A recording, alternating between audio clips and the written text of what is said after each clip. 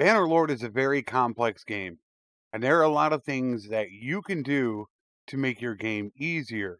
But there's also a lot of things that you can do to actually hinder your game. And in this video, I'm going to tell you 10 common mistakes that people make that go ahead and hurt their game later on. With the new complex economy in Bannerlord starting out, it is very difficult to get food items as they are so expensive. But Steward is one skill that you want to work very quickly because there are so many good perks in it. It also has what I believe to be one of the best, if not the best, 275 perk in the game. And working it early is going to allow you to get it so much faster later on when you have a big party and you could be saving thousands in wages.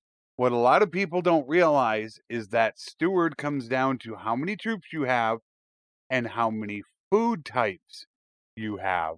The biggest problem people make is that they do not carry all 9 consumable food types, which these are the 9 sitting right here. So I ran a test with this character having 90 troops, and I ran it for 1 day with 3 food types, which is the minimum that you need to start gaining Steward. This character gained 600 EXP in 1 day. I then put all 9 of these food types on, and in just 1 day, he gained 10,000. That is what having all 9 consumable food types can do for your Steward. Skill EXP and character EXP are completely different. We will go ahead and take smithing as an example. You can go make an item and it might give you 500 smithing EXP, but it could also give your character 3,000 EXP towards their level. Even if you hard cap your smithing, you can still gain character EXP. So if we made that same weapon, we would get no EXP towards smithing if we are hard capped. However, we would still get that 3,000 towards our character EXP. So even if you've hard capped a skill, keep working that skill because it's still going to gain you character EXP. One mistake a lot of people make now in 1.8 is that they buy shops way too early. It could cost you anywhere between 25 and 31,000 to buy a shop. And with how volatile they are, there are times you might only make 200 or 300 a day. That is going to take you anywhere between 100 and 150 days just to get your money back. So instead of buying those workshops, do something else and invest the money elsewhere. One of the favorite things that I love to do, if you're talking about at least day 50 or later in the game, so the economy starts to stabilize, buy horses from Ascar in Aserai territory and take them up into Vlandia and Botania. You can double, if not triple, your money just doing that instead of buying a workshop. We're going to go ahead and we are going to take 50 mules and 25 desert horses. That we paid 6,200 for. Now let's go up into Botania or Vlandia, find a spot to sell them. So I'm at Jacqueline right now in Vlandia. We are going to sell our mules, which are 50 of them, and our 25 desert horses. I made 14,275. I more than doubled my money in just one run of horses to one town. You're never going to make that much with a workshop. And it probably only took me about 3 or 4 days to get here. Find other ways to invest in your money. When you're running around, don't forget to check villages. They have some of the easiest quests in the game that are going to be able to get you charm, relation, money, and even renown. 3 of the easiest ones you can do is Art of the Trade. All you do is just choose the top option all the way through, and you're going to buy items off of them. Take them to a different town, not the one it's connected to, and you're going to make profit off of it and gain 1 renown. Village needs draft animals. They're either going to want mules, sumpter horses, or cattle. Obviously, if there's no cattle around, you're not going to do it. But it is something that you can do right away. Talk to them once, get the quest. You already have sumpters and mules on you. Talk to them again and complete the quest. It takes no time whatsoever. And then, of course, there is needs tools. You're going to give them a few tools and they're going to give you stuff from their village. Most of the time, it's only about 1, 2, 3 tools. As the game progresses, it goes up. You can get tools fairly early in the game for only about 100 or maybe even less. But how much you can get from the goods that you get from the villages can be worth anywhere between 300 and 1,000. So stop by the villages, find the easy quests. A classic mistake people make when they first get a fief is they stock their garrisons full. Then all of a sudden they say to themselves, I'm not making any money. And also, my town is starving.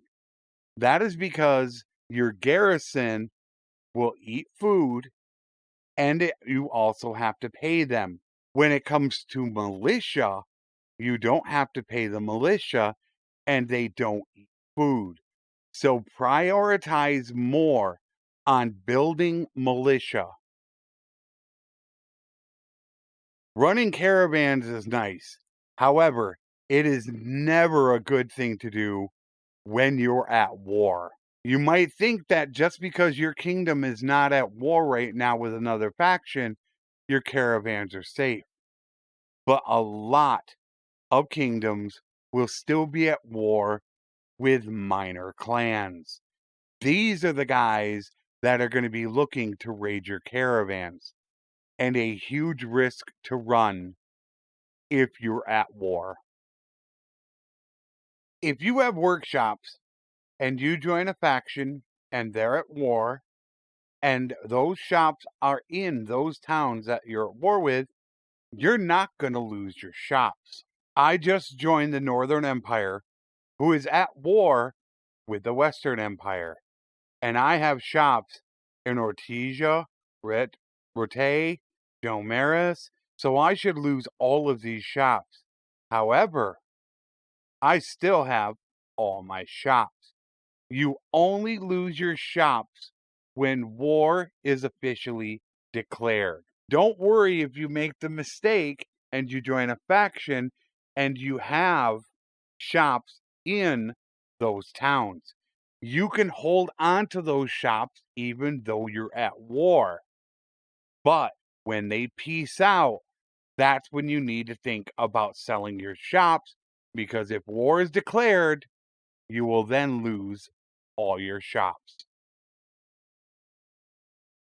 People never seem to have enough food with them, whether it's on your character or it's in your town. Running out of food is devastating. If you have a fief, you have a stash. When you're at peace, it is a great time for you to run and go grab a bunch of food that you can come back and store in your town so you don't run out of food and you have it available when you need it. Training your troops is so vital in this game. The difference between just having a full group of tier 3s and a group of tier 4s can make the difference between winning and losing. And a lot of people do not take the time to train their troops when they first become a mercenary or a vassal.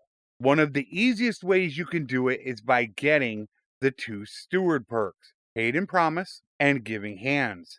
This allows you to discard weapons, armor, shields, bows, quivers, javelins, and that will give EXP to all your troops so you can level them. That is why I hold so many low tier items to go ahead and donate. So that way I can train my troops up, and that way they're ready to fight. So many people rush the game. They say to themselves, I want to become a lord. I want to have my own fief. And then they are never prepared for it. Whether it's having enough food on you, enough troops trained and ready to go, having a good amount of money so you don't go broke. Whatever the case may be, take your time and slow down.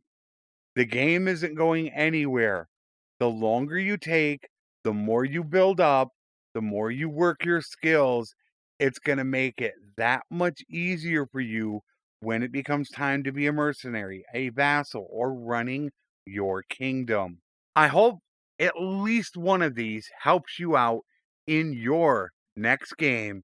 So maybe you're going to be a little bit better prepared in the future, and you're going to have a little bit easier time when it becomes time to be a mercenary, a vassal, or running your own kingdom.